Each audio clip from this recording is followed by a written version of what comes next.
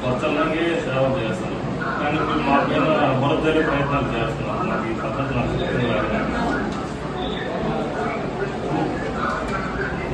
ఈరోజు మేము ఈ కంచెలమూల ఎంపీటీవీ ఆఫీస్కి రావడానికి కారణం ఏంటంటే, చూస్తున్నాము గత 3 రోజుల నుండి మన రాష్ట్రంలో ఎలా పరిస్థితి నెలకొందో మనందరికీ తెలియకపోవడానికంటూ ఏమీ లేదు. మనకి ఎలక్షన్ కమిషన్ ద్వారా మనకి ఒక వాలంటీర్లు పెన్షన్ పంపిణీ చేస్తారు. దాని ద్వారా పార్టీకి అనుకూలంగా వాళ్ళు పనిచేస్తారనే ఒక చిన్న కారణంతో ఈరోజు మా వాలంటీర్ల పైన వాళ్ళు యొక్క ఎలక్షన్ కమిషన్ ద్వారా పిటిషన్ అనేది వేయడం జరిగింది. ఆ పిటిషన్ కమిషన్ వేయడం వల్ల ఈరోజు రాష్ట్రం నుండి అవ్వాతాతలకు మేము పెన్షన్ అనేది మేము నేరుగా ఇంటి దగ్గరికి వెళ్ళి ఇదివరకే అందించేవాళ్ళం, కానీ ఇప్పుడు మాకు ఆ అవకాశం అనేది లేకుండా చేశారు. దానికి ఇప్పుడు వాళ్ళు పడుతున్నటువంటి బాధలు అనేవి ఎలా ఉన్నాయో మనం స్టేట్ వైజ్గా చూస్తూనే ఉన్నాము. నాకు తెలిసి ఈ రోజు వరకు దగ్గర 30 మంది వరకు కూడా చనిపోవడం జరిగింది. దాని అంతటికి కూడా మనకి టీడీపీ గవర్నమెంటే ముఖ్య కారణమని నేను చెప్తున్నాను. ఎందుకంటే ఇదివరకు అయితే మేము స్వచ్ఛందంగా వాళ్ళ ఇంటి దగ్గరికి వెళ్ళి పెన్షన్లు ఇచ్చాం. ఇదివరకు అలాంటి ఎక్కడ ఎటువంటి విభేదాలకు తావ లేకుండా పార్టీలు చూడకుండా మేము స్వచ్ఛందంగా వెళ్లి సేవ చేసే తప్పితే వాళ్ళు మాత్రం ఈరోజు మేము వెళ్ళి ఏదో పార్టీకి ఏదో పనిచేస్తామని చెప్పి యొక్క దుష్ప్రచారం అనేది మొత్తం ప్రచారం చేశారు. ఈ రోజు ప్రచారమే కాకుండా ఒక 20-30 మంది ముసలి ప్రాణాలు కూడా తీసుకున్నారు.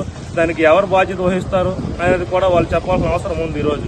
ఎందుకంటే 1వ తారీఖు అవగానే ఆ పెన్షన్ మీద ఆధారపడి ఎంతో మంది ముసలి అనేది బతుకుతున్నారు. ఈ రోజు వాళ్ళకి ఆ నోటికి ఆహారం తీసుకుంటామంటే డబ్బులు లేని పరిస్థితి. దాన్ని కూడా ఈ రోజు వాళ్ళు దూరం చేశారు. దీనికి మరి మేము చాలా తీవ్రంగా వాలంటీర్ తరఫున ఖండిస్తున్నాం. మేము ఈ రోజు ఎంపీడీ ఆఫీస్ దగ్గర రావడానికి కారణం ఏంటంటే, వీళ్ళు చేసిన ఈ చెడ్డ పనులకు వ్యతిరేకంగా మా వాలంటీర్లు అందరం అనేది ఈ రోజు రాజీనామా కంచెల మండలం మొత్తం మీద వాలంటీర్స్ అందరం ఈ రోజు రాజీనామా చేస్తామని సిద్ధంగా ఉన్నాం. సిద్ధం చేసిన తర్వాత మాకు ముఖ్యమంత్రి గారు చెప్పినటువంటి సలహాల మేరకు మాకు అతను చెప్పారు, మీరు వాలంటీర్ అయిన తర్వాత ఒక పార్టీకే పనిచేయాలని పని లేదు, కులం చూడకండి, మతం చూడకండి, ప్రాంతం చూడకండి, అర్హత అయిన ప్రతి ఒక్కరు కూడా ప్రతి ఒక్క సంక్షేమ పథకం ఇవ్వండి చెప్పారు. ఆ విధంగానే మేము పనిచేసుకుని వచ్చాం ఈ రోజు వరకు. కానీ వాళ్ళు మాత్రం వాలంటీర్లు ఏదో ఒక పార్టీకే పనిచేస్తారని చెప్పడం జరిగింది. అదైతే చాలా తప్పు పద్ధతి. దాన్ని ఇప్పటికైనా మీరు వ్యతిరేకంగా తీసుకోవాలి. కరోనా కష్టకాలంలో మేము ఎంత పనిచేసామన్నది వాళ్ళకి తెలుసండి.